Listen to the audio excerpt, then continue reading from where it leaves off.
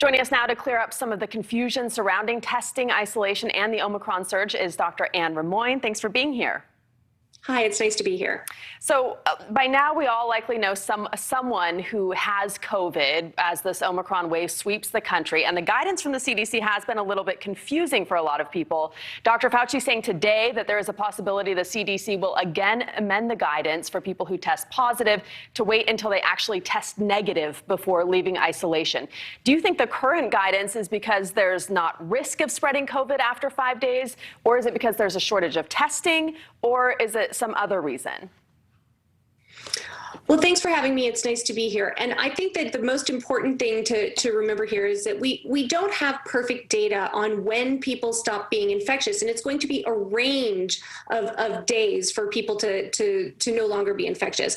Most people are no longer infectious after 5 days, but a rapid test would certainly make that much more likely that they are able to go back and not infect other people.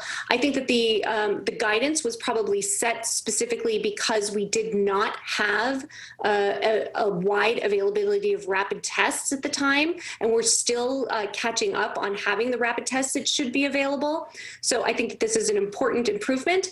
I think that this will be definitely providing a lot more a safe environment going forward, and I think it'll be a welcome change.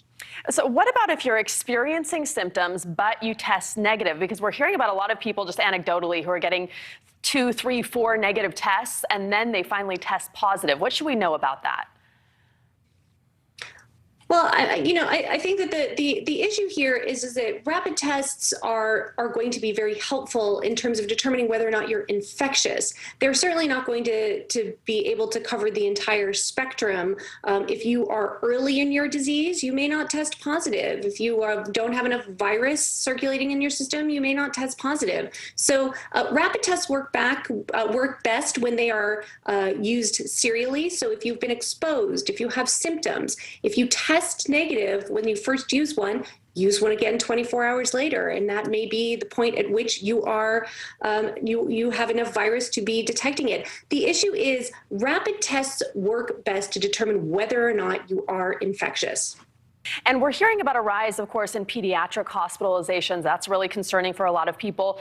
Is that because more people in general, the overall public, is getting the virus? So that necessarily means that people across the board, regardless of their age group, will be hospitalized, even though this new variant is less severe?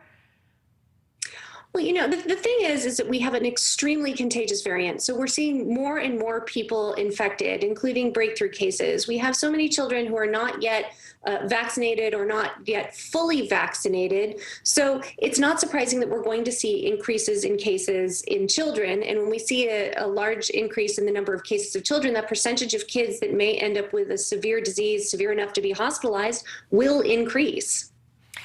Okay, final question. If you've had COVID and you recover, how long should you wait to get boosted? And can you go out relatively stress-free for a period of time after you've recovered? So my best advice to people is to do everything they can to avoid getting this virus and to avoid spreading it. That includes wearing a mask, social distancing, being in well-ventilated places where you can, and certainly getting a booster. In terms of when you get your booster, it's recommended that you certainly get a booster after having been infected, and you should talk to your doctor about exactly when you should get it if you have specific medical issues. All right, Dr. Rimoin, thank you so much for giving us a little clarity on all of this confusing, constant changing COVID-19 advice. Thank you. No, it's my pleasure. Thanks for watching. Click the red subscribe button below so you can get more of NewsNation's fact-driven, unbiased coverage.